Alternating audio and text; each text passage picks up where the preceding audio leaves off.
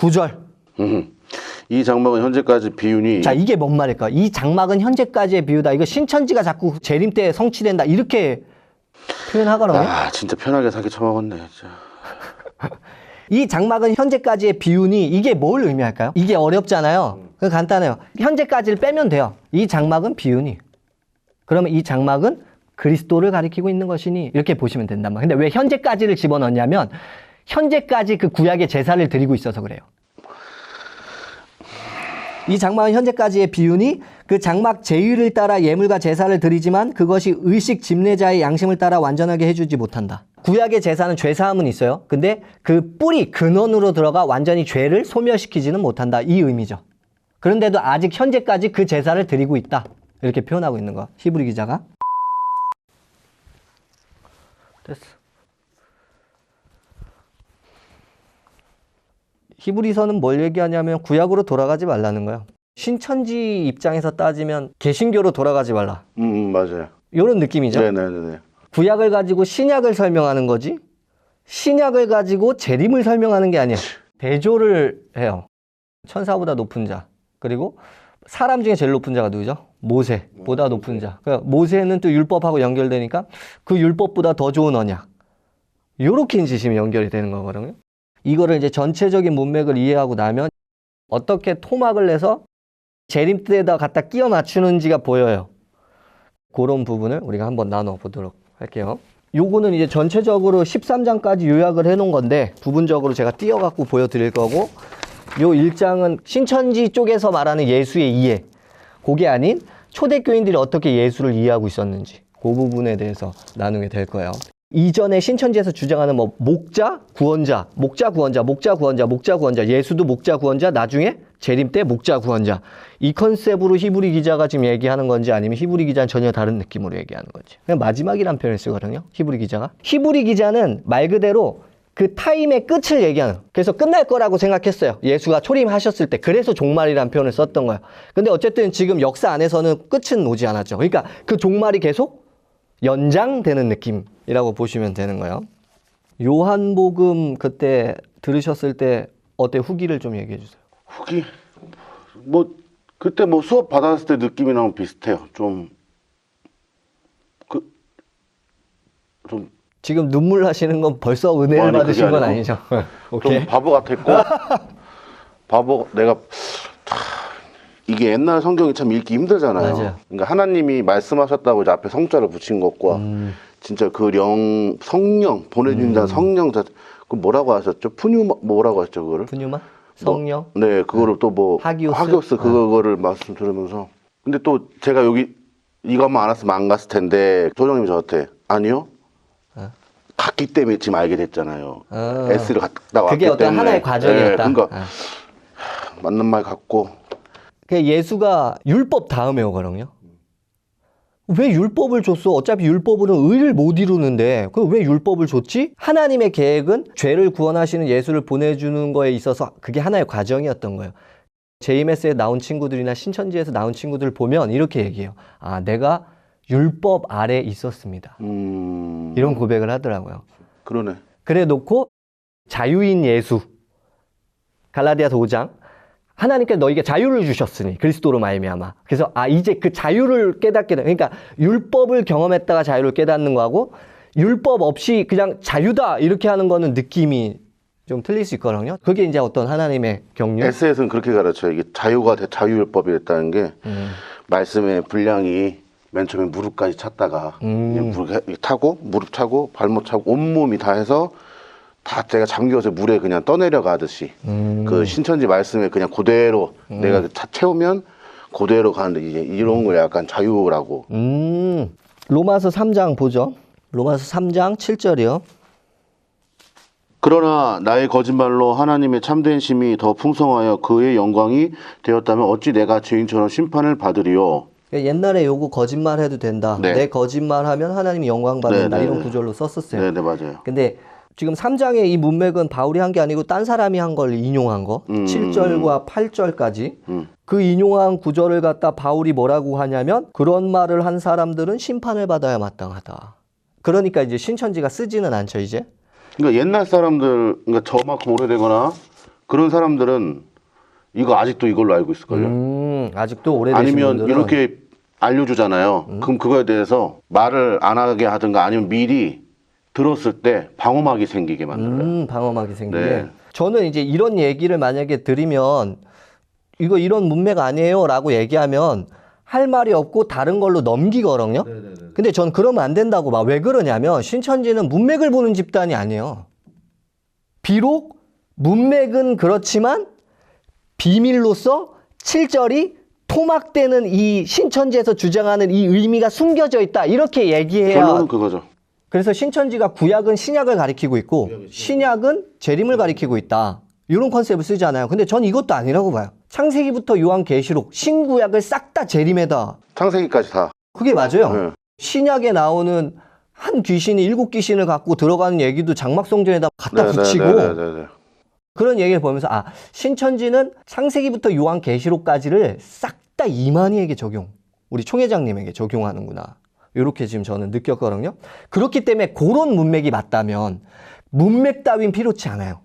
어차피 그들은 거기서 성경 구절을 뽑아내서 신천지 교리로 레고 형상으로 만들어버리니까. 그러면 제가 만약에 7절에 거짓말 때문에 하나님이 참되심이 분명하게 드러나면 난 죄인으로 심판받지 않는다. 이거 잘못된 거야. 문맥이 그런 얘기를 하는 게 아니야. 라고 얘기하면. 그게 틀린 거야 라고 얘기하고 있는 건데. 그죠. 그거는 정죄받을 거야. 바울이 얘기하고 있지만 자기가 문맥을 읽어봤을 때 그게 아니라는 걸 알아도 신천지는 문맥을 보는 집단이 아니기 때문에 당신은 하나님께서 눈과 귀를 가리게 하셔서 지금 깨닫지 못하고 있는 겁니다. 라고 얘기해야 신천지인데 왜 이걸 인정하냐는 거야. 이걸 인정해. 딱 읽다가 그게 아니네? 바울이 그런 얘기를 한 게 아니네? 근데 신천지는 바울이 그런 얘기를 하든 안 하든 상관없다고. 어떤 의미인지 아시겠죠? 그러니까 이런 거 7절 같은 경우는 그냥 하면서 곁들임으로 바울도 했잖아. 그러면서 하는 게 옛날에 저 왔을 때는 이사야서에 보면 짝과 짝 그거.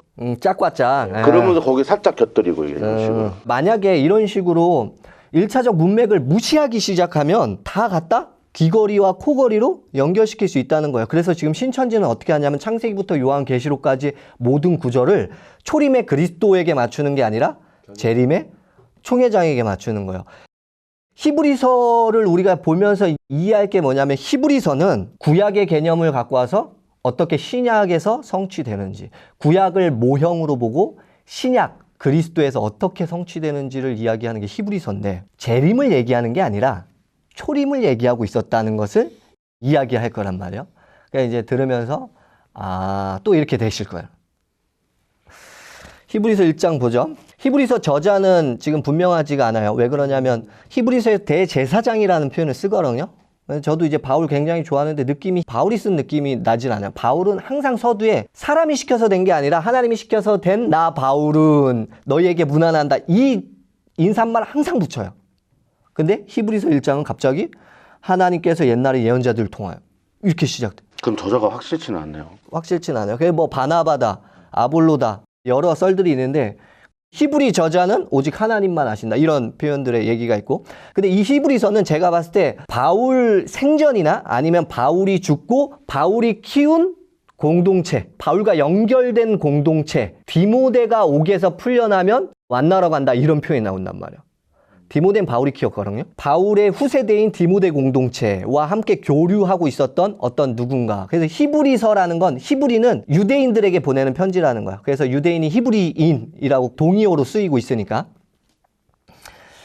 1장에서는 하나님께서 아들을 통해서 말씀하신다라는 이런 이제 문맥이에요. 근데 이 1장을 통해서 그리고 2장을 통해서는 우리가 뭘 할 수 있냐면 그때 당시 예수 그리스도를 누구로 인정하고 있었는지. 그러니까 옛날에는 신천지가 예수를 단순히 사람으로만 인정했거든요. 목자, 하나님이 성령 부어주심, 들었음. 그다음 나중에 배도, 그게 반복됨. 반복되는 체인 중에 한 분. 그랬다가 재림 때는 이제 총회장. 요렇게. 하나의 톱니바퀴처럼. 톱니바퀴처럼 이렇게 얘기했는데 과연 히브리 기자도 그런 느낌으로 얘기를 하고 있는지. 한번 읽어보죠. 마지막 날 전까지는 이렇게 표현하죠. 네. 예언자를 통해 여러 번, 여러 가지 방법으로 우리에게 말씀하셨다. 이건 이제 선지자들을 얘기하죠. 모세도 될 수 있고 엘리야도 될 수 있고 이런 식으로 말씀하셨으나 마지막 날 이거 엔드타임이에요. 시간의 끝이라는 뜻이에요. 유대인들이 생각했을 때 예수의 초림은, 왜냐하면 예수가 재림할 거다라는 거는 다니엘서도 안 나오고 어디에도 안 나온단 말이에요. 메시아의 오심은 곧 세상이 끝날 거다라고 생각하고 있었기 때문에 마지막 날이라는 표현을 쓰는, 신천지처럼 시대가 이런 개념 아니에요.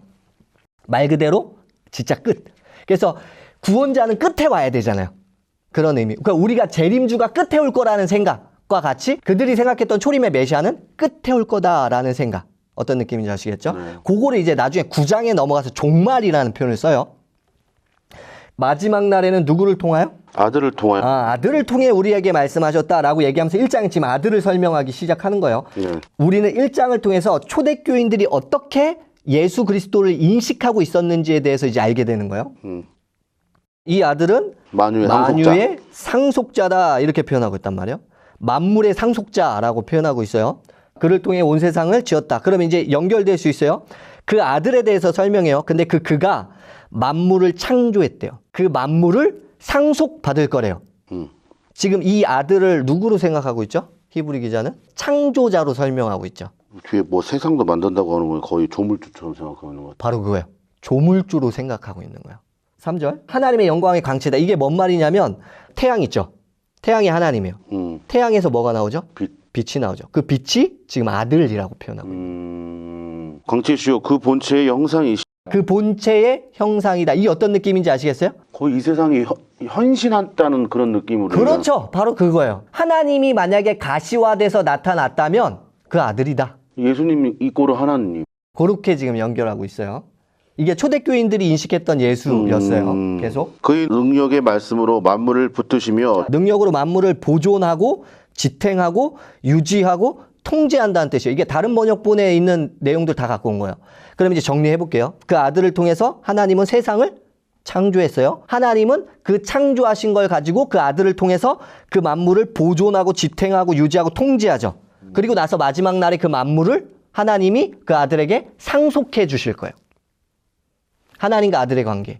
죄를 정결하게 하는. 여기 나와서 죄를 깨끗이 없애주신다는 거예요. 씻어서 정결케 하신다라는 의미라는 거예요. 그렇기 때문에 아들은 죄를 깨끗하게 해주는 깨끗하게 해주죠. 이게 지금 뭘로 드러났죠? 십자가로 드러나셨잖아요. 죄를 없애주거나 깨끗하게 하실 수 있는 분은 사람이 못해요. 그 아들이 지금 사람의 느낌이 아니죠. 연결되는 거예요. 높은 곳에 계신 지극히 크신 이의 우편에 앉으셨으니라. 하나님 우편에 앉는 그림을 그려요. 근데 이건 뭐냐면 다윗, 그 옆에 솔로몬이 앉아요. 이건 뭘 얘기하는 거죠? 상속자. 아까 얘기했던 상속자. 왕자에 대한 개념인 거예요. 그래서 사도행전 7장의 스데반도 뭘 보냐면 하나님 계시고 하나님 우편에 앉아 계신 예수를 봐요. 상속자를 가리키는 거구나. 그렇죠. 그런 의미가. 만물을 예수로 말미암아 창조하시고 하나님으로 말미암아 창조했다 이렇게 표현 안 해요. 그로 말미암아 유지, 보존하고 지탱하고 계시고 그가 상속받는다. 그러므로 하나님 우편에 누가 앉아 계셔? 예수님. 그 왕자, 그 뭐라 하죠? 세자라 그러나? 뭐 우리나라 말로 따지면 뭐 말 그대로 상속자인 것 그런 같은데. 느낌인 거예요. 어떤 느낌인지 아시겠죠? 히브리 기자, 초대교인들이 그리스도에 대한 인식이 어땠는지 4절이요. 그가 천사보다 훨씬 뛰어남은 그들보다 더욱 아름다운 이름을 기업으로 얻으심이니. 유대인들 입장에서는 사람, 그 위에 천사, 그 위에 하나님 이런 인식이 있었단 말이에요. 근데 지금 이렇게 표현하죠. 천사들보다 훨씬 높게 되셨다. 천사들보다 능력이 훨씬 더 높다는 거죠. 천사는 하나님의 명령에 의해서 지구도 파괴시킬 수 있는 능력을 갖고 있어요. 어벤져스 이런 개념의 것보다 훨씬 더 높은 게 천사의 능력이에요. 왜 천사의 개념을 또 갖고 왔냐면 구약의 우월성보다 이제 더 뛰어난 분을 설명하기 위해서 그래요. 구약 때 예언약을 받을 때 누굴 통해서 받았다고 하죠? 하나님이 주신 건데 누굴 통해서? 천사를 통해서 받았다. 선지자를 통해서 이렇게 받았다고. 돌판을 누가 주었죠? 선지자가 줬나요? 천사가 준 거잖아요. 그런 느낌 안에서 예언약보다 훨씬 더 뛰어난 언약을 설명하면서 옛언약은 천사로부터 받은 거, 새 언약은 누구로부터? 아들로부터 받은 거. 지금 이렇게 대조를 이제 이루기 시작하는 거예요. 이거 종한테 받았냐? 상속자한테 받았냐? 그렇죠. 뭐 요런 그런 느낌이죠. 초대교인들이 왜 예수를 하나님, 창조자에 대한 컨셉으로 갖고 있었냐면 간단해요. 구약의 예언 때문에 그래요. 이사야, 한 아기가 태어난다. 영존하신 아버지다. 사람이죠. 애기죠. 네. 근데 이 애기를 가르쳐 뭐라 그래요? 놀라우신 조언자. 이게 보혜사. 그리고 전능하신 하나님이다.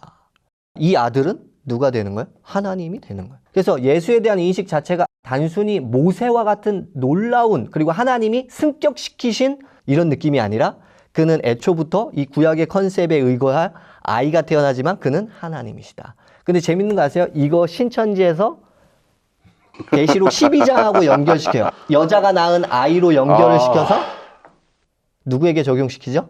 만영한테 만영한테 적용시켜요. 그럼 만영은 누가 되셔야 지금 돼요? 생각해보면 이건 구약이니까 초림에 적용해야 그렇죠. 되는데. 만영은 누가 되셔야 돼? 전능하신 하나님.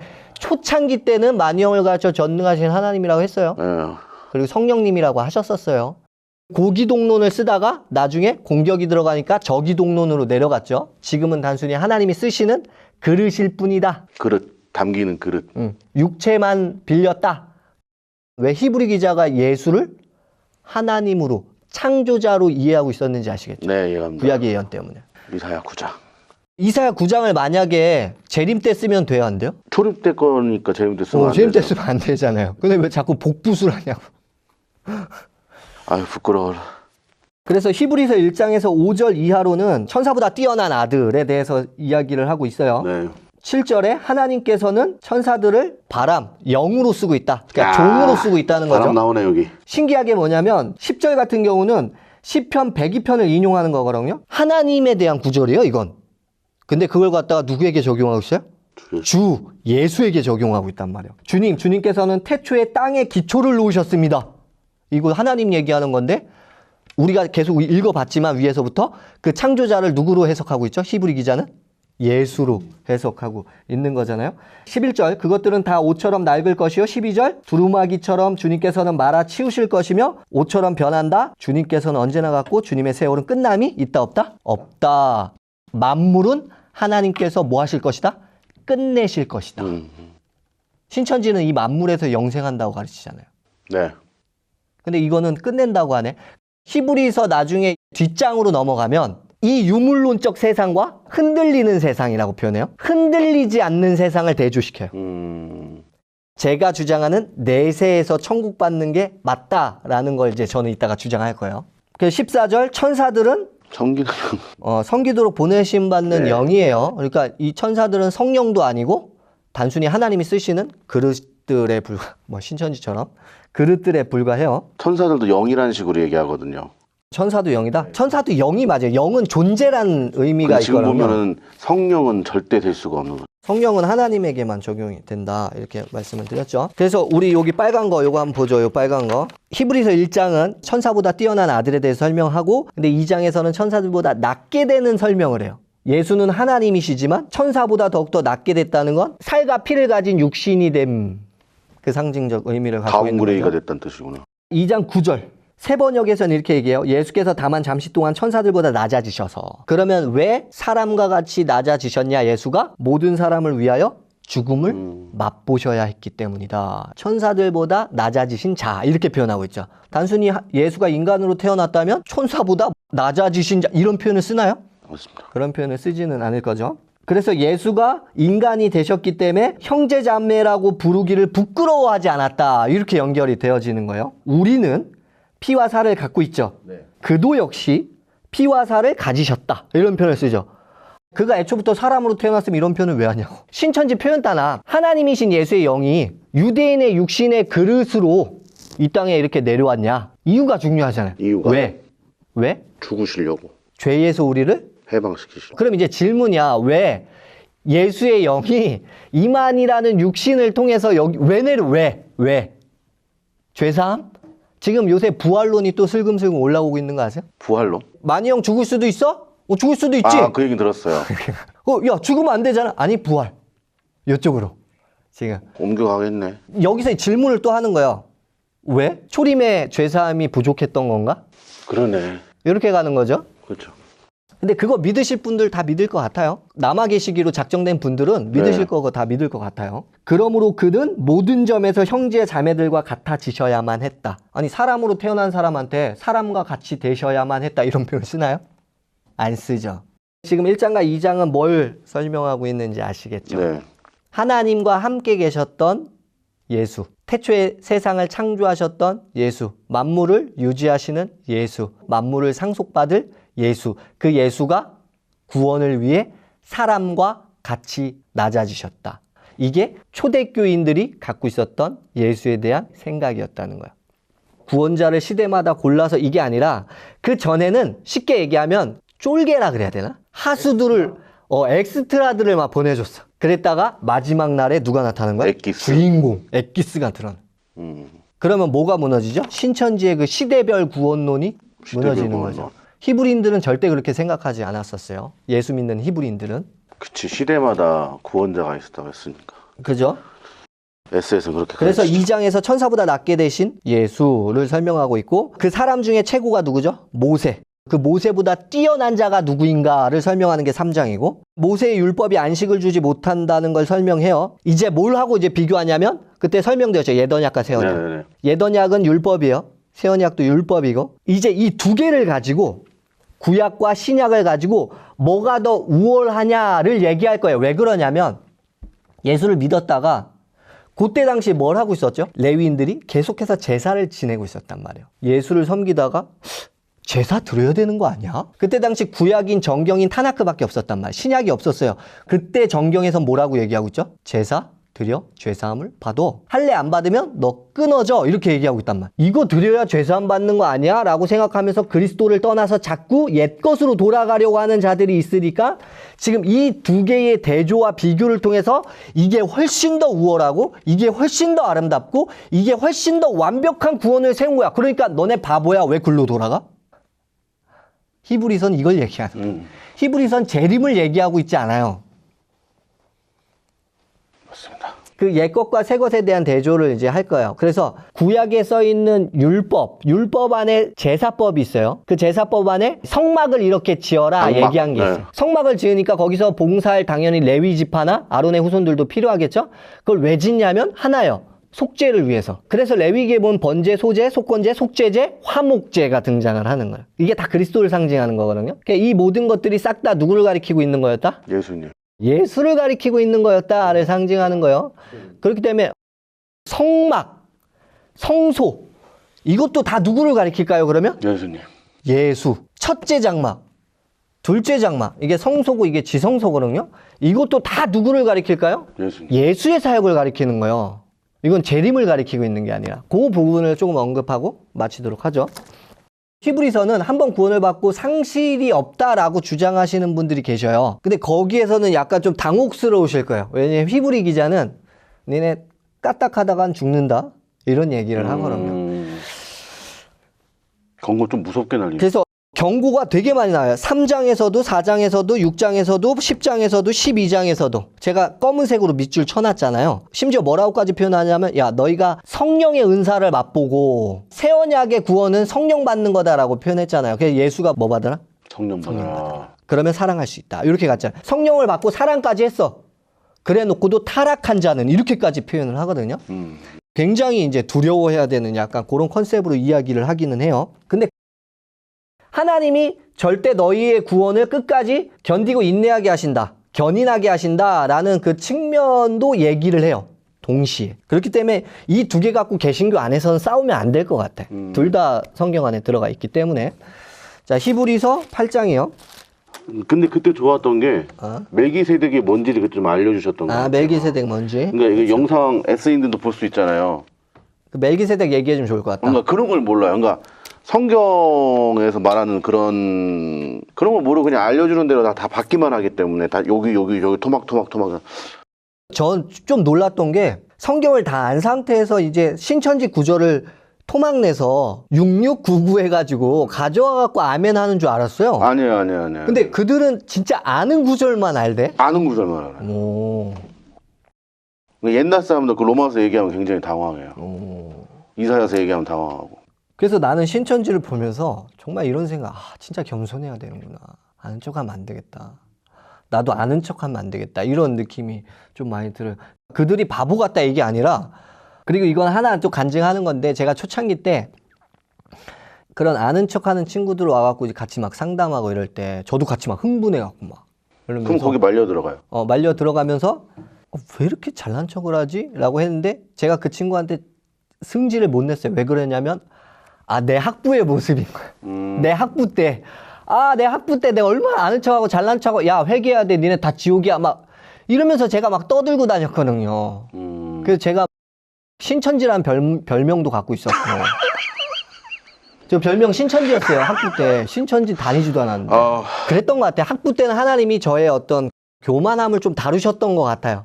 그래서 저는 학부 있었던 친구들한테 가서 좀 사과하고 싶어. 야, 내가 그때 그런 모양이었지? 야, 그 모양이 얼마나, 나는 거울을 못 봤으니까, 그때. 내 모습을. 그러면서 내가 마치 선지자인 것 마냥, 내가 마치 엘리야인 것 마냥, 세례 요한인 것 마냥, 막, 야, 회개해? 회개 안 해? 니네 다 싹 다 막. 진짜, 너무, 우리 학부 때 아는 친구가 이 영상을 좀 안 봤으면 좋겠어. 볼 수도 있을 것 같은데요. S인들을 가르치시면 이제 그거를 이제. 그러면서 이제 제가 그것들을 보게 됐어요. 한 8장부터 한번 우리가 나가보죠. 8장 1절. 지금 우리가 하는 말의 요점은 이러한 대제사장이 우리에게 있다는 것이라. 우월한 하나님. 천사를 통해 받은 것도 아니야. 우린 아들을 통해서 받았어. 아들 대신 창조자가 우리에게 있어. 배반하거나 그분을 절대 떠나면 안 되는 거야. 구약에 사람이 세운 장막이 있었잖아요. 번제단이 있고, 그 다음 물두멍이 있고, 그 다음에 성소가 있고, 그 다음에 지성소가 있고. 그 지성소까지 나가려면 번제 드리고 씻어야 되고, 제사장만 들어가야 되고, 지성소는 또 대제사장만 들어갈 수 있는. 하나님 만나기 굉장히 힘들잖아요. 그죠? 근데 이게 뭐냐면, 하늘에 진짜 하나님 계신 곳 있을 거 아니에요. 그걸 모형으로 내린 거래요. 사람이 지은 성소가 있고 하늘에 진짜 하나님 계신 성소가 있다. 지금 요걸 대조하고 있어요. 요거는 옛 언약, 요건 새 언약으로 주장하려고. 근데 이건 표현인 거잖아요. 그죠? 모형적으로 레위인들이 그렇게 하고 있었던 것을 실제 원형으로서 진짜 하나님 계신 곳에 가셔서, 그래서 손으로 만든 성소와 손으로 만들지 않은 진짜 하나님 성소를 두 개로 나눠 놓고 있는 거예요. 히브리 기자가. 그래서 2절에 참장막이라고 표현하고 있죠. 이 구절은 이 땅에 있는 레위인들의 성소가 아니다 라고 얘기하는 거죠. 구약의 옛 언약은, 옛 언약 안에 제사법이 있고 성소지으라는 표현이 들어가 있으니까 이 옛 언약은 싹 다 모형이다 이렇게 표현하고 있단 말이에요. 누구를 가리키는? 그리스도의 사역을 가리키는 모형이다. 그렇기 때문에 요 장막에 관련된 이야기나 모든 것들은 재림을 가리키는 게 아니라 그리스도의 초림 사역을 가리키는 거겠네요. 6절.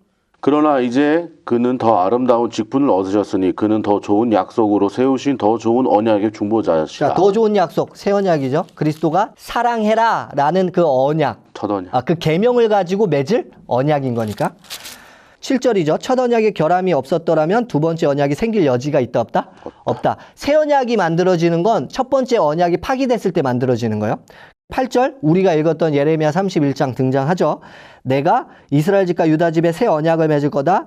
9절 그건 이집트 땅에서 인도하여 내던 날에 맺은 옛 언약과 같지 않아? 그들이 망쳐놨기 때문에 그래. 그 옛 언약은. 10절 새 언약이 뭐냐면 내 법을 너희의 마음판에 기록하고 너희의 생각에 넣어주는 거야. 이렇게 지금 얘기해요. 이것 때문에 진짜 달달 외웠네. 계시록. 그렇게 되면 나는 너희 하나님, 그들은 내 백성이 될 거야. 이 새 언약이 뭔 줄 알아? 죄사함의 새 언약이야. 너희의 죄를 기억지 않는 죄사함이야. 이렇게 지금 얘기하고 있죠. 13절 하나님께서 새 언약이라고 말씀하심으로 첫 번째 언약을 낡은 것으로 만들었다. 낡고 오래된 것은 사라진다. 자, 옛 언약과 새 언약. 옛 언약은 모형으로서 그리스도가 와서 이 옛 언약의 모형적 사역을 원형으로 다 이루심. 이건 제거됨. 요 새 언약만 남. 이 새 언약이 뭐냐? 예수가 십자가에 달려 돌아가심을 통해서 사랑이라는 세 계명을 우리의 마음판에 기록해 놓으심. 사랑해라. 사랑해라. 요게 우리 요한복음하고 이제 연결되는 거죠. 똑같은 얘기를 하고 있는 거죠. 그래 놓고 승천하심, 성령 부어주심, 보혜사 보내주심, 이 보혜사가 그 사랑을 하게 함. 그래 놓고 마지막 날에 예수가 재림하심, 재림하시면 알곡과 쭉정이가 갈리움. 바울의 표현대로 하잖아요. 그러면 예수가 재림하시면 천국 갈 자를 모은다? 신천지 따나? 이런 느낌 아니에요. 예수가 재림하시면 이미 갈라져 있어요. 왜냐하면 배도하는 일이 있고 데살로니가 후서 2장 멸망의 아들이 나타남. 근데 바울이 생각했을 때 멸망의 자식이 왜 나타나냐면 자기가 하나님이라 구고 사람들이 예수를 배반하고 배도하고 누구에게 가는 거야? 배도 그 사람한테. 그 사람한테 가. 그러면 예수가 재림하면 어떻게 돼? 이미 갈라져 있는 거야. 심판 받겠네 바로 그냥. 뭔 얘기인지 아세요? 바울의 주장은 뭐냐면 배도하는 일이 있고 이게 어떤 일인지 아시겠죠? 로마 황제같이 지가 하나님이라고 섬기게 하는 자가 생긴다는 거야. 그러면 이제 거기서 싹 다 어떻게 될까요? 알아서 갈리겠지. 아유, 내가 배도하는 자였네. 알아서 갈리겠지. 알아서 갈리고 예수가 재림하면 예수는 그냥 재림하셔갖고 갈라져 있네? 왜? 배도를 하거든. 이미 갈라져 있는 상태라는 거예요. 그 상태에서 믿는 자, 고난받았던 자는 죽은 자가 먼저 일어나고 들림받고 공중에서 주님과 영생. 공중에서 영생한대요. 공중에서. 공중에서. 근데 그 공중은 그런 의미가 아니겠죠. 공중에서 우리가 영원히 살 거야? 그건 아니잖아. 그래서 9장은 땅의 성소하고 하늘의 성소하고 나눈다고 했죠. 자, 아까 왜 땅의 성소, 하늘의 성소를 나누는지 알겠죠? 옛 언약대로 동물 잡아 죽여서 죄사함을 받는 거. 근데 이건 뭐다? 모형이다. 모형. 이건 말 그대로 예고편인 거야. 하나님이 어떤 구원을 이루실 건데 이런 식으로 구원을 이룰 거라는 것에 대한 하나의 예고편인 거야. 티저 영상인 거야. 9장 1절 첫 번째 언약에도 규정과 세상에 속한 성소가 마련. 아까 말씀드렸잖아. 옛 언약이 뭐라 했어? 10계명. 더 크게 보면 600개의 해라 하지 말라의 명령. 그리고 그 안에 뭐가 있어요? 지금 표현하잖아요. 예배 규정, 성소 이렇게 져라. 그런 명령들이 모세 율법 안에 다 들어가 있을 거 아니에요. 그래서 2절 장막 지었다. 이게 성소죠. 그 안에 촛대와 상이 있고 빵을 차려놨다. 이걸 성소라고 부른다. 그리고 둘째 휘장 뒤에는 뭐가 있다? 지성소. 성소는 거룩한 곳, 지성소는 지극히 거룩한 곳. 이렇게 나눠. 그리고 사실 그 성소는, 그러니까 성소는 사실 두 개가 아니야. 하나예요. 근데 왜 두 개에 대한 개념으로 나눠 놓냐면 커튼 하나로. 지극히 거룩한 곳은 대제사장이 1년에 한 차례 동물의 피를 들고 가서 하나님한테 용서해 줘요. 자, 이날만 금식하라고 문자적으로 써 있어요. 구약의 율법에. 근데 우리 바리새인들은 아주 열심히 가득 차서 일주일에 몇 번씩 금식했어? 두세 번씩만 하죠. 그래서 3절에 이 지성소라고 하는 장막이 있다. 그 안에 언약궤 있고 만나 있고 아론의 지팡이 있다. 요거 싹 다 그리스도 가르치는 거예요. 이거 자꾸 만나 있다고 계시록하고 막 연결시키고 이러면 안 되는 거예요. 감췄던 만나? 그 안에 뭐가 있냐면 율법 있죠. 말씀이신 그리스도. 만나 있죠. 양식이잖아요. 이만희 선생님을 가리키는 게 아니라 그리스도를 가리키는 거예요. 아론의 쌍난 지팡이가 있잖아요. 대제사장은 이 아론의 후손만 할 수 있다. 누굴 가리키는 거예요? 대제사장은 누구만 할 수 있다는 거야? 멜기세덱의 반차인 예수만 할 수 있다는 걸 가리켜. 그 언약궤 안에 있는 모든 건 누굴 가리키는 거예요? 그리스도만 가리키는 거예요. 그러니까 예수님만 딱 빼놓고 만영만 쏙 거기 들어가. 그러면 딱 그 재림주 컨셉이 완성돼요. 편하게 해 먹으셨네. 굉장히 편하게 해 드신 거예요. 5절 언약궤 위에는 뭐가 있어요? 그룹이 있어요. 그러니까 하나님의 성소 진짜 있을 거 아니에요. 그리고 우리가 요한계시록을 통해서 알았잖아. 하나님의 성소 있고 그 앞에 누가 있어요? 그룹들. 가장 위대한 천사들 있잖아. 그거를 모형으로 이 땅 가운데 내려놓은 거란 말이에요. 5절 이렇게 얘기하죠. 이것들을 자세히 말할 때가 아니라고. 그게 다 의미가 있다라는 거죠. 6절 성소에서 제사장들이 언제나 제사 의식을 집행한다. 근데 둘째 칸은 대제사장만이 1년에 한 번만. 이게 모세 율법이라고. 모든 죄를 사하기 위해. 누가 지금 희미하게 보여요? 그리스도가 희미하게 보이기 시작하죠. 8절에서는 지성소로 들어가는 길이 아직 드러나지 않았다. 이렇게 얘기한단 말이에요. 자, 9절. 이 장막은 현재까지 비유니. 자, 이게 뭔 말일까? 이 장막은 현재까지의 비유다. 이거 신천지가 자꾸 갖다 써먹으면서 재림 때 성취된다. 이렇게 표현하거든요. 진짜 편하게 사기 쳐먹었네. 진짜. 근데 이 장막은 현재까지의 비유니 이게 뭘 의미할까요? 이 장막은 이게 어렵잖아요. 간단해요. 현재까지를 빼면 돼요. 이 장막은 비유니. 그러면 이 장막은 그리스도를 가리키고 있는 것이니 이렇게 보시면 된단 말이에요. 근데 왜 현재까지를 집어넣냐면 현재까지 그 구약의 제사를 드리고 있어서 그래요. 이 장막은 현재까지의 비유니 그 장막 제의를 따라 예물과 제사를 드리지만 그것이 의식 집례자의 양심을 따라 완전하게 해주지 못한다. 구약의 제사는 죄사함은 있어요. 근데 그 뿌리 근원으로 들어가 완전히 죄를 소멸시키지는 못한다. 이 의미죠. 그런데도 아직 현재까지 그 제사를 드리고 있다. 이렇게 표현하고 있는 거. 10절 먹는 것, 마시는 것, 씻는 예식. 이게 다 모세 율법이란 말이에요. 개혁의 때까지 육체를 위하여 부과된 규칙들이다. 예수 오기 전까지만이다. 이렇게 지금 표현하고 있죠. 그리스도는 대제사장으로 오셔서 손으로 만들지 않는 장막, 이 피조물에 속하지 않은 더 크고 완전한 장막을 통과했다. 단 한 번 지성소에 들어가셨다. 구약의 제사보다 신약의 예수가 하신 새 언약의 제사가 얼마나 우월한지. 그러므로 구원이 바뀌는 경우가 있어요? 제사장이 바뀌는 경우가 있어요? 절대 없어. 왜? 멜기세덱이라고 표현한 건 죽지도 않고 태어난 날도 없고 죽은 날도 없어서 영원함의 상징적 표현이니까. 14절 우리들의 양심을 근원으로 들어가 아예 너의 그 근원의 양심 자체를 어떻게 한다는 거야? 바꿔버린다는 거죠. 근원 자체를 바꾼다. 요게 우리가 요한복음에서 얘기했던 거듭나게 하는 성령 받아라. 재창조하게 하는 성령 받아라. 우리로 하여금 죽음에 이르게 하는 행실에서 떠나서 살아계신 하나님을 섬기지 못하게 하겠느냐. 간단해요. 모세 율법은 60kg 제한. 60kg 넘어가면 돼, 안 돼? 안 돼. 안 돼. 그 법이. 그러면 나는 어떻게 돼? 벌칙을 받게 돼. 벌금을 내거나. 그죠? 안 지키게 되면. 그 60kg 제한을 만약에 쏙 통과했어. 그럼 그 다음은 어떻게? 쌩! 100kg, 120kg. 고속도로. 모세의 율법은 요런 역할인 거야. 근원적으로 죄를 못 짓게 하지는 못해. 그것만 비껴나게, 억지로 하게 하는 거야. 근데 새 언약인 그리스도의 법은 근원까지 들어가서 속도를 줄이게 만들어. 뭐가 없어도 60km 제한의 법이 없어도 형식적인 게 없어도 옛날에는 사랑을 해라. 억지로 내가 진짜 천국 가려고 사랑했다. 근데 이제 새로운 새 양심의 법은 예수의 사랑을 보고 아 이게 가장 아름답고 이게 가장 완전한 하나님의 통치라는 걸 깨닫고 자발적으로 들어가는 거야. 그렇게 되어지는 거예요. 억지로 하는 게 아니라.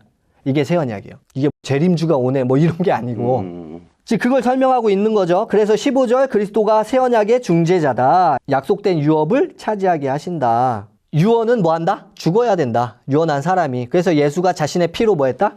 돌아가셨다. 그렇기 때문에 그 유언에 효력이 생긴다. 이렇게 지금 표현하고 돌아가셨으니까. 있죠. 그렇죠. 그래서 첫 언약 때 모세의 언약을 맺게 될 때 모세를 중재자로서 동물 잡아 죽여서 양쪽에 피 뿌려버린단 말이야. 죽음으로 정결케 만듦 상징적으로 얘기하죠. 그럼 신약 때는 더 좋은 피가 필요하다.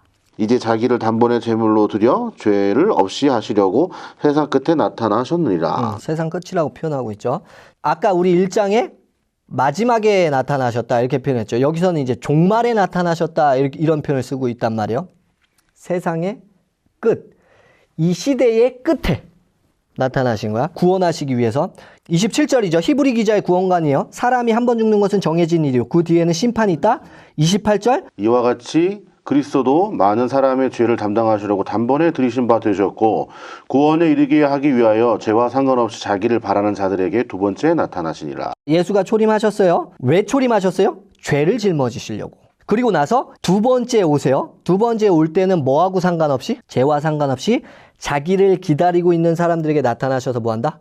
구원하신다. 천국과 지옥을 나눠버리기 위해서 오시는 거죠. 그런 킹덤을 만든 사람들에게. 그렇죠. 그래서 27절에 얘기하는 거야. 사람이 한 번 죽는 것은 정해진 일이요. 그 뒤에는 심판이 있다. 천국과 지옥이 있다.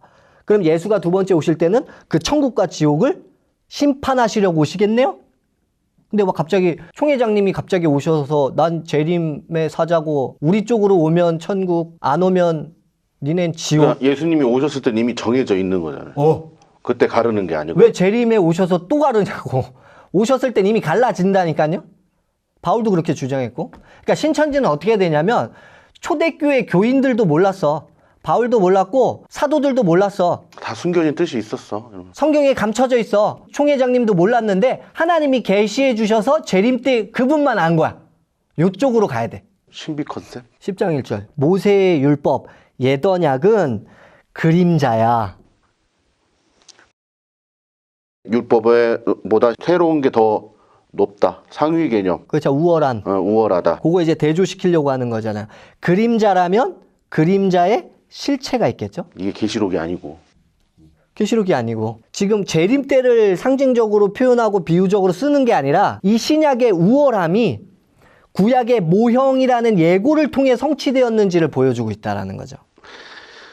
1절 옛 언약 갖고는 완전하게 할 수 없다. 동물을 한 번만 잡아 죽여요? 아니죠. 죄 또 지면 와서 또 질 거 아니야. 그죠? 동물 피의 제사는 죄를 계속 생각나게 한다. 4절 그래서 동물의 피는 죄를 없애줄 수가 없다. 지금 히브리 기자는 어디로 이끌어가냐면 죄의 완전한 제거를 얘기해요. 이 부분에 있어서는 기독교인들이 굉장히 부끄럽죠.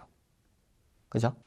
제가 있던 지파에서도 히브리서 그 거기 집 화장도 히브리서 자체는 안 읽었을 것 같아. 사랑하는 걸 제일 싫어해요. 그러니까 그래요? 당신은 사랑받기 위해 태어난 사람 있잖아요. 이 노래를 제일 싫어해요. 왜 싫어할까?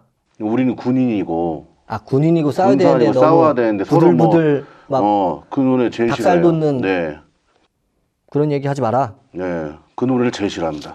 겸손하고 그런 것보다 채찍질을 해서 이렇게 이끌어가는 약간 이끌어가라. 군사로서. 진짜 말 그대로 계시록 7장에 14만 4천이네요. 네, 그냥 질책. 군사. 뭐 아침에 안 나와? 너 왜 안 나와? 저 때는 지역장이라고 있었거든 대학 때. 그럼 뒤에 가서 손 들고 있어. 뒤에 가서 뭐 엎드려 뻗쳐 시켜. 군대네. 군대예요.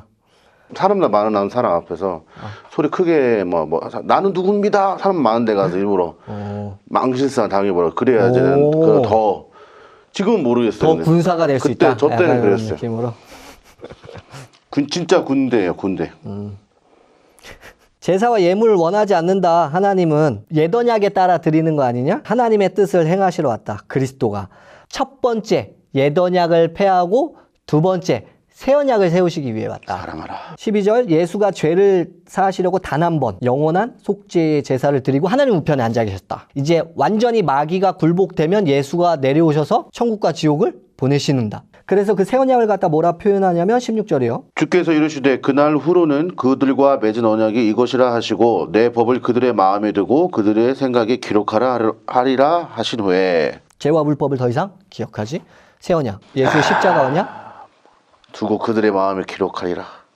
18절 죄와 불법이 용서되었으니 죄를 사하는 제사가 더 이상 제사하고 연결시키죠. 새 언약을. 그래서 예수의 희생 제사로 말미암아 당신의 법이 우리 마음판에 새겨지며 새 언약 안에 들어가는. 그래서 바울이 뭐라 그러냐면 새 언약의 일꾼이야 이렇게 얘기한단 말이야. 새 언약이 언제 성취돼요? 재림 때 성취되잖아. 근데 바울은 그런다니까요. 나는 새 언약의 일꾼이야 이런다고. 새 언약은 이미 바울 시대 당시 성취되고 있었다는 거죠.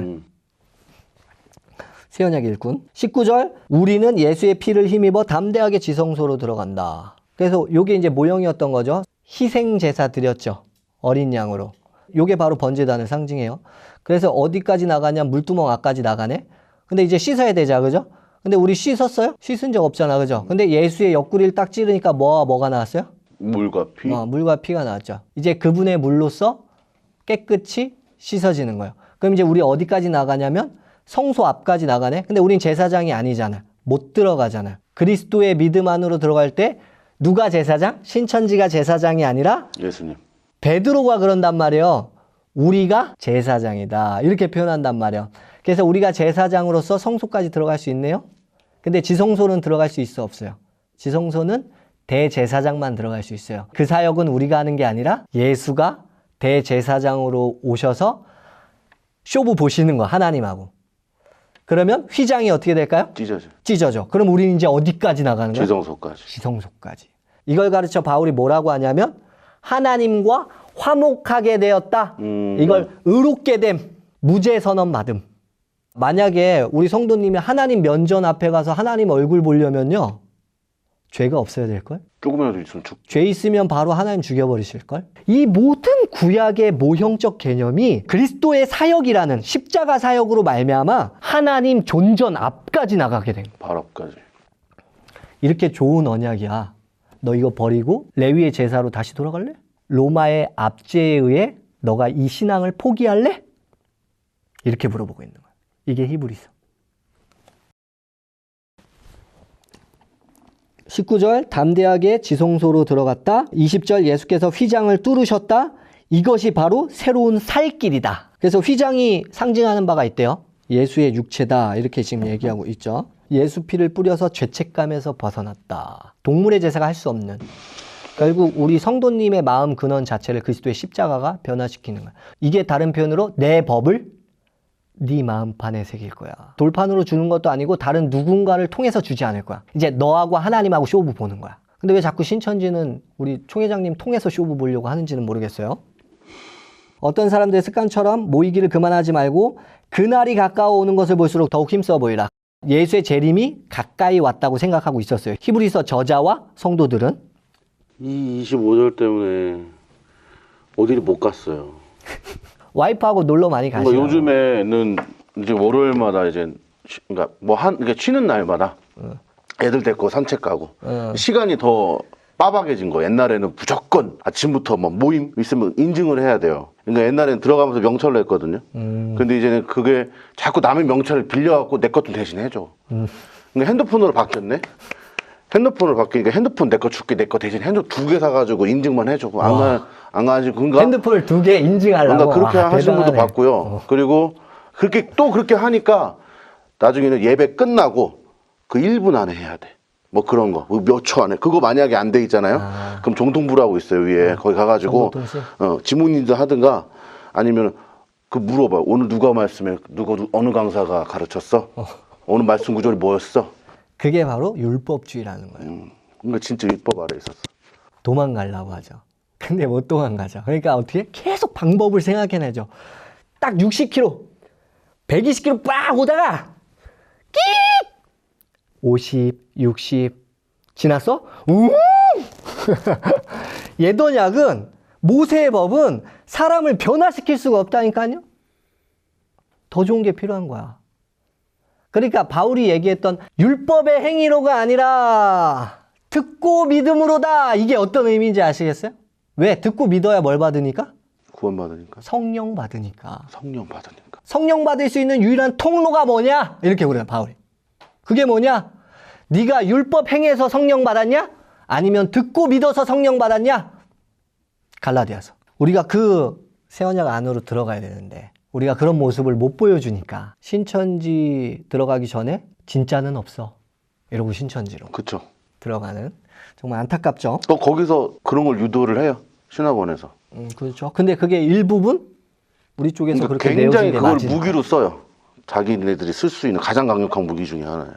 그래서 히브리 기자가 얘기하는 거죠. 모이기를 그만하지 마. 너희들끼리 그날이 옴을 볼수록 더욱더 모여야 되는 거야. 그래서 우리 애들은요. 저보고 성경 공부를 하자 그러지 제가 모이자고 안 해요. 그러니까 제가 야 됐어 하지 마. 그러니까 오히려 온다 그래. 간사님도 온다고. 간사님 와서 있겠다고 앉아 있겠다고. 이게 뭔가 진짜 하나님의 말씀 안으로 진짜 들어가자. 그럼 자유가 있어요. 뭐라 그래야 되는지 뭐 하여튼 모르겠는데 그 말씀의 아름다움을 발견하고 그 아름다움에 빠지게 돼요. 마치 신천지의 아름다움에 그 말씀에 빠졌던 그런 것과 같이. 그런 게 있거든요. 근데 그걸 우리 개신교가 누려야 되는데 안타깝습니다. 저도 조금씩 빠지고 있는 것 같습니다. 어떤 의미인지 인천까지 아시겠죠? 오는 걸 보면. 그죠? 그게 어떤 느낌인지 아실 거잖아요. 그래서 26절은 이제 경고를 하는 거예요. 진리에 대한 지식을 얻은 뒤에 짐짓 고의로 재지면. 신약에서도 이제 용서받지 못할 죄가 있는데 그게 뭐냐면 고의적으로 계속 죄짓는 거예요. 만약에 그 안에 있는 그 상위에 계신 분들이 리더분들이 고의로 틀린 걸 알고 있어. 양심 선언을 하지 않고 고의로 거기서 어떤 지위를 지키려고 하는 건지 아니면 계속 돈을 받고 싶어서 하는 건지 아니면 존경을 받고 싶어서 나가면은 그런 위치에 못 올라가잖아요. 그런 이유에서 거기 있다. 그럼 그들은 용서받을 수 있을까 없을까? 절대 용서받지 못할 거예요. 왜? 그들은 자기 스스로의 양심을 돈과 명예와 마귀에게 팔아먹었거든. 그 아래서 지금 허우적거리고 있는 20만의 영혼의 죄가를 그들에게 짊어지겠죠, 하나님이. 그들에게 묻겠죠, 하나님이. 나 같으면 무서워서라도 양심 고백을 하겠다. 지금 생각해보면 하나님 안 믿는 사람들인 것 같아요. 그러겠네. 네. 안 믿으니까 할 수 있겠네. 네, 하나님 안 그죠? 믿는 것 우리 마니 형도 뭐 구판 잘하시고 뭐 이러는 거 보면 마니 형도 그렇게 자기가 하나님이다 쿠는 그런 행위를 할 수 있는 것 자체가 어떻게 보면 불신, 그러니까 아예 하나님이란 존재 자체를 믿지 않으니까 그런 강 큰 짓을 죽으면 끝이지 이래야 할 수 있을 만한 행동들을 하는 것 같아요. 만봉이 형한테 사드 이만큼 많이 생각이 바뀌었나 봐요. 근데 또 백몽 같은 형님들을 보면 완전 안 믿진 않아.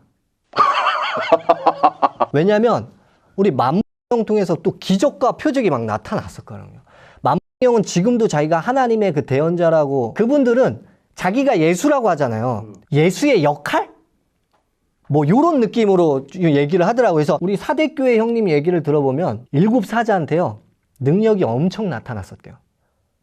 그러니까 약간 이런 거야. 환상으로 누가 오는 걸 보잖아요? 그럼 그날 와, 진짜. 이런 것들 그러면 신이 없다고는 생각 안 하잖아. 자기가 했던 사역도 나중에 빗나가잖아요. 내가 틀리고 내가 잘못 알고 있었구나. 이렇게 가야 되는데 이미 자기가 봤던 건 초월적인 거거든. 이게 하나님의 사역이었고 빗나가도 상관없는 거야. 왜? 초월적인 사역을 자기는 경험했기 때문에. 약간 이런 느낌이 강해요. 그래서 나중에 만이 형도 그럴 수 있겠다. 아니, 만이 형은 약간 느낌이 좀 틀려. 막 해먹고 막 이러는 거 보면. 그리고 막 당신이 예수의 어떤 대언자요? 이러면 막 거부하잖아. 제가 영생한다고요? 좀 그 하나님이 사람들보다 죽으라 크면 비겁하죠. 죽고 하나님이 살라 크면 하는 거지. 이러면서 뭔가 나가지. 굉장히 쪼는 느낌이 막 그 나타나는데 사람들은 뭔가 결이 다르죠. 홍이 형 이런 분들은 그냥 대놓고 막 하나님의 사역을 막 얘기하고 자신이 막 예수의 대언자라고 막 이렇게까지 하는 걸 보면 약간 그건 결이 좀 틀린 그런 느낌은 있어요. 좀 쫌생이죠. 진짜 쫄보. 그래서 오래 살 것 같아. 그러면 안 되는데 그래서 아주 진짜 너무 속상해요. 장수 집안이래요. 장수 집안 심지어. 어떡하냐. 그래서 지금 히브리서는 계속 경고하고 있죠. 고의로 죄지면 이제 더 이상의 속죄 제사는 없다. 예수도 속죄시켜 주시지 않는데요. 당신의 피로. 고의로 짓는 죄가 굉장히 무섭다라고 얘기하고 27월 그런 자들에게 무서운 심판과 맹렬한 불뿐이다. 제발 그 고위 관계자들이 이걸 알았으면 좋겠어요. 맞아요. 모세 율법 어긴 자도 심판을 받았다. 하물며 29절 은혜의 성령을 모욕한 사람들은 어떤 더 큰 심판을 받겠냐. 이 초림의 사역 자체를 무시하고 멸시한 신천지 강사들은 정말 엄청 큰 심판을 받게 된다는 걸 그들이 알았으면 좋겠다. 아유, 제 지인들이 강사를 많이 하고 있어서 어휴, 안타깝네 진짜. 그래서 30절 하나님은 그의 백성을 먼저 심판한다. 심판은 교회 안에서 먼저 해요. 요거 신천지에서도 많이 하나요? 아, 이거요? 아, 쭉정과 가라지 안에서 가른다고도 많이 안에서도 가르쳐요. 가른다. 네. 이렇게 지금 표현하고 있죠. 그 시대 당시는 뭐냐면 예수를 믿으면 고난을 받게 되는 시대라는 거죠. 모욕과 환난을 당하고 구경거리가 돼도 그런 자들의 친구가 되기도 했다. 감옥에 갇히기도 했다. 고통을 함께 나눴다. 자기의 소유를 빼앗기는 일이 있었다. 근데도 34절 영구한 재산을 바라고 있다. 금세와 내세를 지금 나눠놓고 있죠. 초대교회 사람들은 정말 믿음이 대단한 것 같아요. 정말 대단해. 35절 너희의 확신을 버리지 마라. 거기에는 큰 상이 달려있다. 근데 이 구절을 신천지가 지금 사용하고 있다고. 그들이 확신을 갖고 있고 이제 앞으로 큰 상이 있다. 이렇게 지금 생각하고 있죠. 그러니까 신념이라는 게 정말 무서운 거예요. 초대교회에게 보냈을 때 그건 정말 하나님의 말씀으로 인내하는 거였는데 요게 신천지로 가서 엉뚱하게 지금 쓰이고 있죠. 직장 관두시고 몸 상하시는 분 엄청 많아요. 그 책임을 누가 짊어질 거냐는 거예요. 사실 신천지에 들어가 있든 JMS 들어가 있든 자신의 신앙을 지키잖아요. 진짜와 가짜는 난 어디서 갈라지냐면 이렇게 갈라진다고 봐요. 신천지가 무너졌어. 누군가 책임을 져야 되죠. 강사들이 책임을 질까? 아니죠. 아니요. 자기 피해자라 그럴 거예요. 근데 거기서 책임을 지는 신앙인이 분명히 있어요. 저는 진짜라는 건 이렇게 봐요. 신천지가 진짜다 가짜다 교리가 지금 이걸 일단 떠나서 개신교도 마찬가지예요. 개신교에서 진짜 목사와 가짜 목사를 가르는 기준이 뭐냐라고 봤을 때 전 책임이라고 봐요. 목사가 실수할 수 있어. 자매를 건드려. 그래놓고 이 목사가 하는 행실을 보세요. 이 여자가 꼬리친 거예요. 그 어떤 상황이 벌어지고 그 상황 가운데서 책임을 지려 하고 있지 않죠. 선 긋네. 선 긋죠. 책임지고 싶지 않은 선이죠. 이 사람은 하나님의 사람이 아닌 거예요. 진짜 신앙인이 아닌 거예요. 그러면 신천지에서 교리를 일단 둘째 치고 거기서 많은 벌어지는 책임져야 할 상황들이 발생하자. 최후로는 신천지가 무너지고 자, 이걸 누가 책임질 거야? 이만희 혼자 책임질 거야? 진짜들도 있다고 봐요. 신천지 안에서. 무너졌어? 그러면 책임을 져야 하는 일이 발생할 텐데 누군가는 책임을 지는 사람이 만약에 나타난다면 그는 참 신앙인이라고 보는 거예요. 뭔 말인지 아시겠어요? 이게? 네네네. 그 자는 개신교 안에 들어와서 목사를 해도 똑같이 어떤 책임질 일이 생기면 진짜 책임을 질 거라는 거예요. 내가 목회를 하는데 그 교회 안에서 정말 책임져야 하는 나도 실수를 했고 누군가가 실수해서 책임져야 하는 상황이 발생을 해. 목사가 어떻게 하냐면 선을 딱 꺼버려. 네가 책임져. 네가 잘못했으니까. 누군가는 자기가 대표였기 때문에 이거 내가 안고 갈게요 라고 하는 사람이 있을 거 아니에요. 네. 저는 진짜 신앙인이 바로 그런 자와 같다고 보는 거예요. 왜냐하면 이렇게 책임을 지는 사람은 누구의 스피릿이냐면 예수 그리스도의 스피릿이기 때문에 그래요. 예수는 자기 백성을 한 번도 포기한 적이 없어요. 그래서 예수가 그러시잖아요. 나는 너희를 위해 책임을 져. 이걸 다른 표현으로 너희를 위해 내 목숨을 바쳐. 근데 돈만 따라가는 놈들은 있지, 사꾼들은 목자도 아니고 목사도 아니야. 그래서 그들은 책임을 지어야 할 때가 오면 어떻게 할까요? 도망가겠죠. 신천지 안에서도 사실 신념만 지금 잘못된 게 들어가 있을 뿐이지 진짜 신앙인은 있다고 봐요. 난 그런 사람들을 만나고 싶어. 난 그런 사람들을 회심시켜주고 싶은 거예요. 그래서 진짜 바른 신앙 안에서 자신의 목숨을 바칠 JMS에서도 마찬가지예요. 하나님의 교회에서도 마찬가지고, 그러니까 무조건 잘못된 걸 배웠다고 해서 다 틀린 거야, 틀린 사람들이야, 잘못됐어, 이렇게 하면 안 되는 거예요. 그 책임지는 거. 전 이게 성령의 스피릿이고 예수의 스피릿이라고 생각하는 거예요. 제가 왜 지금 이 돈도 안 되는 일을 왜 하고 있을까요? 저는 신천지 책임질 필요 없잖아요. 누굴 미혹시키지도 않았고 누군가를 하지도 않았잖아요. 근데 저는 이 근원으로 올라갔을 때 우리 선배님들이, 개신교 선배님들이 책임이 있다고 생각하기 때문에 그 책임의 일부분이라도 제가 담당하고 싶어서 이런 일을 하는 거예요. 저 성경 열심히 연구 잘해서 유명한 목사님 되면 유명해져서 하나님한테 영광 더 올려드리면 되잖아. 그죠? 근데 왜 이 총구석에서 연수구가 총구석은 아니지만 여기서 이름도 없이 빚도 없이 나 젊은 애들하고 놀고 싶다고 지금 고등학교 졸업한 그걸 왜 할까요? 간단해요. 제가 일부분 책임지겠다는 거예요. 신천지가 똥 싸놨어요. 그걸 아무도 안 치우죠. 어떻게 될까요? 거기서 구더기 생겨요. 독사가 나와요. 근데 만약에 신천지 탈퇴자들이 아무도 모른 척 하죠. 하나님은 어떻게 하실까요? 더 많은 이단을 파생시키겠죠. 근데 그 가운데 저는 조금이라도 그걸 줄이고자 하는 노력을 하는 거예요. 그래서 저는 신천지 안에서 책임을 지려 하지 않는 그 양아치 같은 사람들한테 이렇게 물어봐요. 적어도 나는 니네가 싼 똥 치우려고 조금이라도 책임지려고 한다. 넌 책임지려고 하냐? 이 독사의 새끼야? 어떤 의미인지 아시겠어요? 네. 이게 바로 하나님의 심판이겠죠. 최후에. 그럼 이 사람은 하나님께 주님 왜 저 지옥 보내요? 라고 못하겠죠. 제 발로 뛰어들 거예요. 그 초대교인들에게 36절 인내가 필요하다고 이야기하고 있죠. 39절 그 유명한 이야기, 우리는 뒤로 물러나 멸망할 사람들이 아니라 우리는 진짜 영생을 얻을 믿음을 갖고 있는 사람들이다 라고 얘기하며 11장에서 이제 믿음의 선진들, 구약도 믿음이었어. 요거를 이제 쭉쭉쭉 설명을 하고 있죠. 이 사람들은 죽을 때도, 순교할 때도 기쁜 마음으로 죽었을 것 같은 느낌. 맞아요. 그래서 11장 또 어떤 이들은 더 좋은 부활로 얻고자 하여 심한 고문을 받되 고차히 풀려나기를 원하지 아니었으며 돌로 치는 것과 톱으로 켜는 것과 유리하여 궁핍과 환난과 학대를 받았으니 이런 사람들이 세상에 감당하지 못하느니라. 믿음의 창시자 예수의 사건이 아니고서는 그들의 믿음이 완성되지 않는다.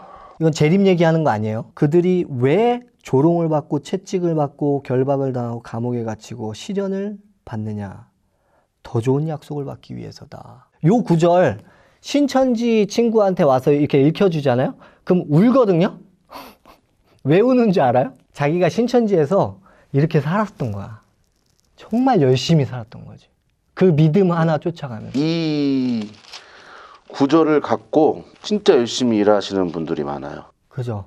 근데 제가 데리고 온 애가 이제 전도사인데 전도한 애가 걔한테 지금 너무 미안한 게 이런 마음을 갖고 지금 일하고 있을 거예요. 신천지에서. 네, 그죠? 지금 왕전도사, 그러니까 그 거기서 수전도사라고 안 하면 그런데 어떻게 해야 되나 모르겠네. 이거.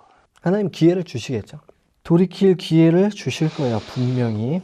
12장 수많은 증인들이 있다. 그러니까 그 믿음의 선조들의 길을 쫓아가라. 그래서 15절에서 얘기했다시피 경고가 등장하죠. 은에서 떨어져 나가는 자들, 구약으로 다시 돌아간다거나 핍박 때문에 그 신앙을 버리는 자들이 없나?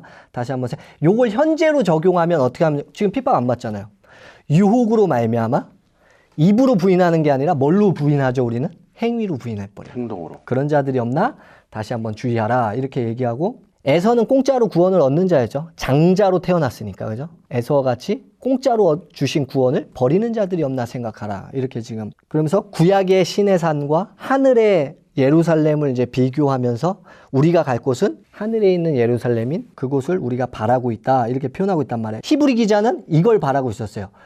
이 시대가 바뀌면서 누군가가 뭐 새롭게 하고 이 땅에서 오래 사는 그런 게 아니라 흔들리는 이 땅과 흔들리지 않는 내세를 지금 꿈꾸고 있어요. 22절. 그러나 너희가 이른 곳은 시온산과 살아계신 하나님의 도성인 하늘의 예루살렘과 자, 하늘의 예루살렘.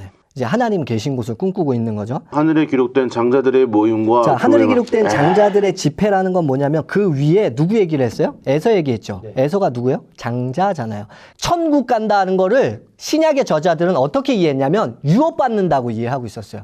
근데 보통 유업을 누가 받냐면 장자가 받아요. 그래서 지금 이런 표현하는 거야. 마치 신천지만 따로 구별을 해갖고 뭐 장자 14만 4천 이렇게 표현하는 게 아니라 천국 간다는 걸 다른 표현으로 유업받는다. 유업받는 걸 다른 표현으로 장자가 유업받는다. 장자들의 총회. 그럼 뭘 얘기하는 거야? 교회를 얘기하는 거야. 에이. 갑자기 이 구절 보니까 승질 나가지고 또 나. 뭐 총회할 때가 있거든요. 아, 그들의 집회다 이게? 그러니까 그 작년에 총회, 뭐 교회 총회 할 때가 있어요. 1년에 한 번. 엄청 길게 해요. 직장인들도 직장 못 나가. 1월 날도 일하시는 분들이 있잖아요. 근데 못 나가게? 근데 그때 당시는 그게 당연하게 생각했어요. 그게 이 집회다. 장자들의 집회다. 일요일 날 하루 종일 하는 집회. 총회할 때. 아, 총회. 네, 뭐 교회 총회를 할 때가 있고 아니면 뭐 S 전체 총회를 할 때가 있고 뭐 작년에 총회를 할 때가 있고 그럴 때가 있어요. 그럴 때마다 이 구절을 많이. 구원받은 자 한번 와라. 아, 신천지에서 총회를 하는데 그 총회와 이 구절을 연결시킨다. 장자들의 총회를. 어허. 만민의 심판자이신 하나님과 완전하게 된 의인의 영들과 그리스도로 말미암아 의인의 영이 된 거죠. 그렇기 때문에 이건 뭐 특정한 어떤 누군가를 얘기하는 게 아니라 하나님의 교회를 다른 식으로 표현하고 있다라는 거예요. 이런 것들을 갖다가 계시록의 어떤 누군가들하고 연결시키면 안 되는 거예요. 아, 지금 보니까 진짜 다 완전히 그거. 가장 귀한 피 앞으로 나왔다. 구약을 거역했을 때 용서를 못 받았거든? 그거보다 더 귀하신 분을 거역하면 어떻게 될까? 지금 이렇게 물어보고 있는 거죠. 모세가 율법 받을 때 거기 땅 흔들렸죠. 땅뿐 아니라 어디까지? 하늘도. 하늘까지 흔들겠다. 한 번 더라고 얘기하는 건, 그리고 하늘도 흔들겠다고 얘기하는 건 뭘 얘기하죠? 27절? 이 또한 한 번이라 하심은 진동하지 아니하는 것을 영존하게 하기 위하여 진동할 것들 곧 만드신 것들을 변동될 것을 나타내심이니라. 이게 뭔 소리예요? 흔들리는 모든 피조물들을 없애버리겠다라는 거죠. 한 번 더라는 말은 흔들리는 것들, 곧 피조물들을 없애버리는 것을 뜻합니다. 그렇게 하는 것은 흔들리지 않는 것들이 남아있게 하시려는 것입니다. 자꾸 여기서 영생한다 그래. 히브리 기자는 지금 흔들리는 것들은 싹 다 없애겠다고 하나님이 그랬다는데. 이 구조가 또 뭐라고 할지 궁금해. 자, 28절이요. 그러므로 우리는 흔들리지 않는 나라를 받았습니다. 그리하여 경건함과 두려움으로 하나님 기뻐하시도록 그를 섬기자. 우리 하나님은 태워 없애는 분이시다. 심판자시다. 이렇게 표현하고 있죠. 자, 요런 문맥 안에서 13장은 예수가 고난 받았지 너희도 그 고난 받는 자리로 나아가라. 이렇게 이제 표현하고 마무리를 지어요. 그때 지금 요 부분에 또 이렇게 한숨을 쉬셔. 아니 진짜 다 갖다 붙였어요 진짜. 어디에 대해서 얘기하냐면 4절에서 혼인을 귀하게 여겨라. 왜냐면 그때 당시 열 몇 살만 되면 바로 다 결혼했단 말이야. 그래서 음행이라는 건 결혼하기 전에 하는 음행이라기보다는 결혼해놓고 딴 여자 건드는 거. 그래서 혼인을 귀히 여기고 잠자리를 더럽히지 말라. 음행하는 자와 간음하는 자들은 하나님의 심판을 받을 것이다. 요게 지금 우리 개신교한테 필요한 말인데 우리 청년들한테 굉장히 필요한 말이긴 해요. 5절 돈을 사랑하지 말고 갖고 있는 것으로 만족해라. 왜? 주님이 너 끝까지 보호하시겠다고 말씀하셨기 때문이다. 음식 규정 따라가지 마라. 이제 우리는 모든 거 다 먹을 수 있죠. 돼지고기 먹을 수 있죠. 아 이때 못 먹었구나. 그래서 이제 마무리해요. 20절. 예수 그리스도로 말미암아 우리 가운데서 이루시기를 원하노라. 자, 이룬다. 뭘 이룬다는 거야?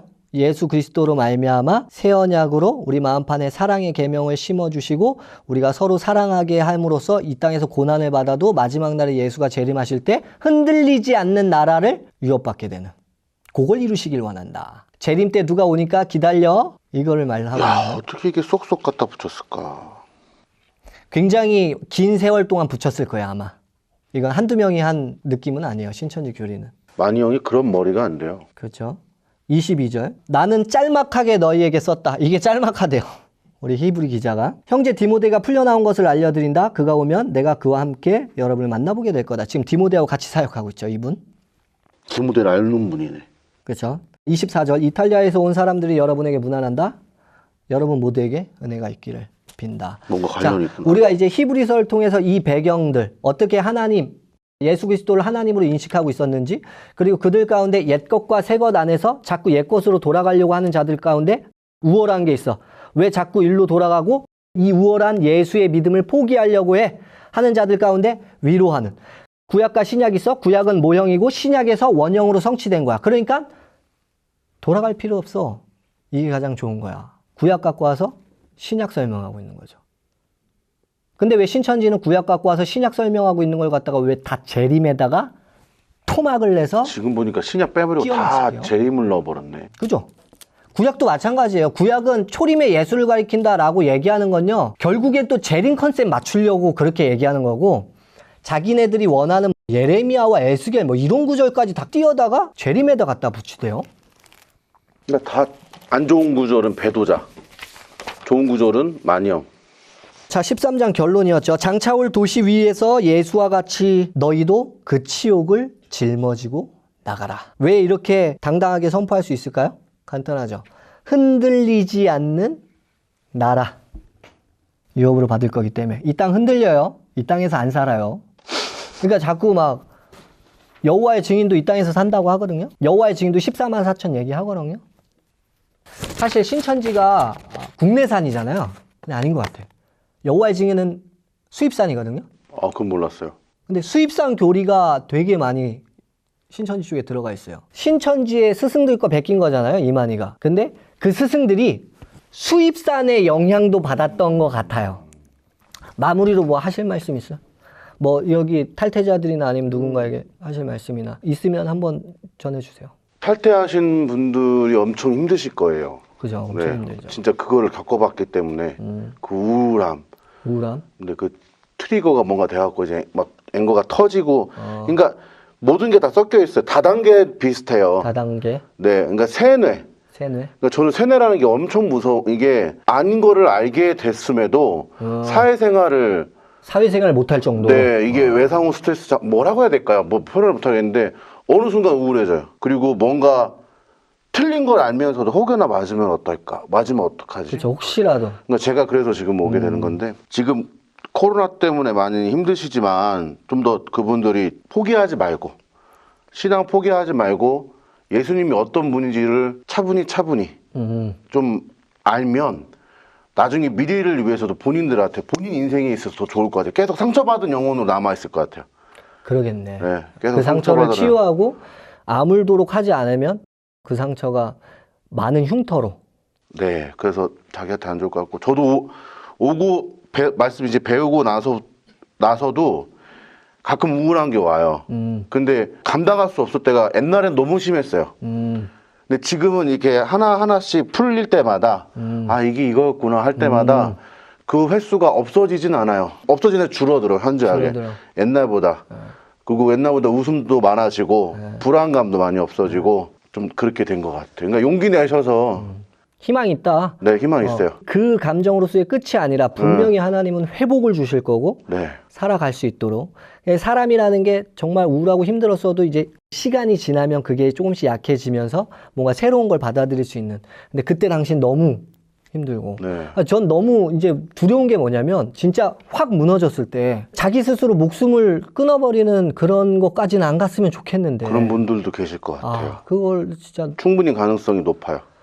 잘 그 탈퇴자 하신 분들끼리라도 어떻게 모여서 그 부분은 제동장치가 있었으면 좋겠다라는 그런 마음이 있습니다. 네. 그래서 우리는 우리 역할대로 열심히 네. 할 테니까 우리 탈퇴자분들은 탈퇴자분들 안에서 최선을 다해 주셨으면 그런 좋겠다. 공동체가 좀 많아졌으면 좋겠고, 그리고 성경 안다고 생각하면 안 될 것 같아요. 맞아요. 제가 S에 오래 있었지만 뭐 안에 계신 분들한테도 나오신 분들한테도 한 가지 더 말씀드리고 싶은 건, 본인들이 알고 있는 성경 지식이 아니라 한 사람 사기꾼을 만들기 위해서 만들어진 조직판의 그 지식을 갖고 사기판이었다. 사기판 그거에 대한 그 기술들을 습득하고 있을 뿐이지, 다른 거 다 때려치우고 그냥 성경, 그러니까 뭐 히브리서면 히브리서, 뭐 요한복음 공부를, 성경 자체를 좀 가까이 했으면 좋겠다라는 생각을 해요. 겸손? 맞아요. 알고 있다고 생각하면 안 될 거예요. 운전도 가장 못하는 놈이 제일 잘하는 줄 알아. 껍데기만 살짝 알고 있는 사람들이 정말 깊이 알고 있다고 생각하거든요.